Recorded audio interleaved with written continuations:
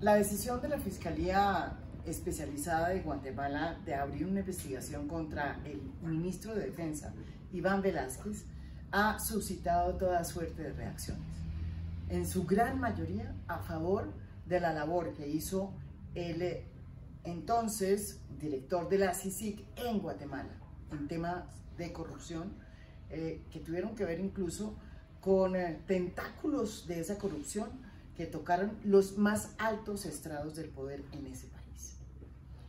Para entender cuáles son esos vasos comunicantes que unen a Guatemala, lo que está sucediendo en la Fiscalía, lo que está sucediendo en ese país y lo que ha hecho Iván Velásquez en Colombia, que también ha sido un gran defensor de la democracia, porque ha sido creo que el investigador más sesudo en establecer los lazos de corrupción, en los vasos de corrupción que hay entre la clase política y la mafia, digámoslo así, claramente.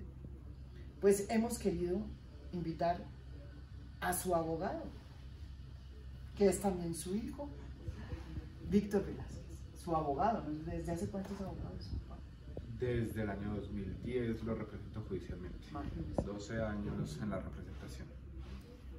Víctor Velásquez, a quien conozco también, y quisiera preguntarle, ¿qué reflexión tiene de todo esto? Cuando usted oye lo que sucede en Guatemala, oye al presidente de Guatemala, oye al fiscal hablando de los medios de Guatemala, y la reacción que ha tenido en ciertos sectores, en casi todos los sectores nacionales e internacionales, de apoyo a la gestión que ha tenido su padre cuando fue presidente de la CICIG en Guatemala. Su reflexión. Específicamente Guatemala en este momento atraviesa por un grave retroceso democrático, donde todos los avances que se dieron durante el periodo de la CICIG, pero realmente por un movimiento ciudadano, es la ciudadanía quien construye democracia, y el Poder Judicial en sus casos ha sido o está siendo revertido. Esta manifestación de la FESI, del director de la FESI, de la Fiscalía Especial contra la Impunidad en Guatemala, en contra de Iván Velásquez, no tiene otro propósito más que lo que ya se ha ido consolidando, y es atacar a todos los que contribuyeron al fortalecimiento democrático. Ello, además, ciertamente considero yo, con intereses dentro de Colombia para afectar también su labor como ministro y como miembro del gobierno nacional. Usted dice que hay unas coincidencias muy claras dentro de lo que ha sido siempre la narrativa del gobierno o pues, del entonces expresidente Álvaro Uribe frente a su padre y lo que ocurre en Guatemala en este momento.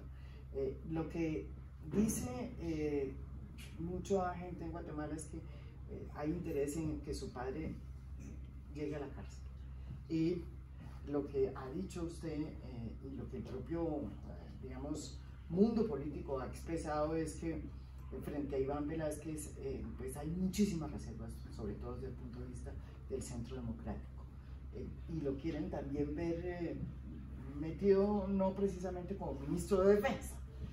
¿Usted qué relación hace de una cosa y otra? El líder natural del Centro Democrático, Álvaro Uribe, expresidente, ha intervenido realmente, tiene relaciones directas con el poder político gobernante en Guatemala, y así lo ha expresado el expresidente ya condenado Otto Pérez Molina. Dijo que Álvaro Uribe le pidió que no fuera a permitir el nombramiento de Iván Velásquez en CICIG. El propio Álvaro Uribe Vélez, en declaraciones judiciales, dijo que él promovió o incentivó al expresidente Jimmy Morales para que declarara persona non grata a Iván Velásquez y lo sacara de su mandato de la CICIG. Nada raro, me parece que en este momento, y habiéndose consolidado el pacto de corruptos en Guatemala, el expresidente pueda tener relación con la decisión actual, justamente, e insisto, porque en este momento, si bien las consecuencias de ese señalamiento tienen efectos prácticos en Guatemala, que es desacreditar la investigación de Odebrecht, ciertamente también tenía un propósito que yo creo que es más dirigido a afectar su gestión en el gobierno actual. En todo caso, no se pierdan este fondo, porque de Guatemala a Colombia hay mucho trecho y no están lejos las cosas en ese país ni en este. Buscar esos vasos comunicantes, ¿cuáles son? ¿Quiénes lo dirigen? ¿Quiénes están al frente de esas nuevas, ¿no es verdad?, operaciones? En a fondo, no se lo pierdan.